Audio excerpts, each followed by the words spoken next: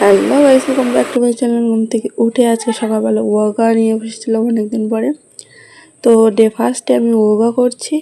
তো 16 দিন চ্যালেঞ্জের ডে 1 আজকে। আর আজকে কিছুটা সূর্য প্রণাম, তারপরে 7 চক্রা, তারপর কিছু বেসিক এক্সারসাইজ করলাম, আমি কিছু সিট আপ মারলাম। দেন সকালবেলা হচ্ছে জিরা সেট ভিজিয়ে রেখেছিলাম, তো সেটা খেলাম।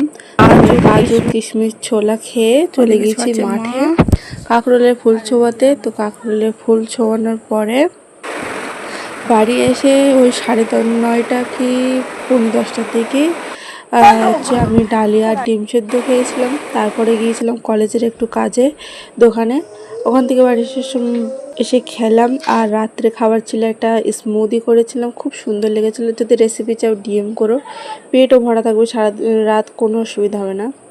আর এখানে আমি সারা রাত পরে নিলাম।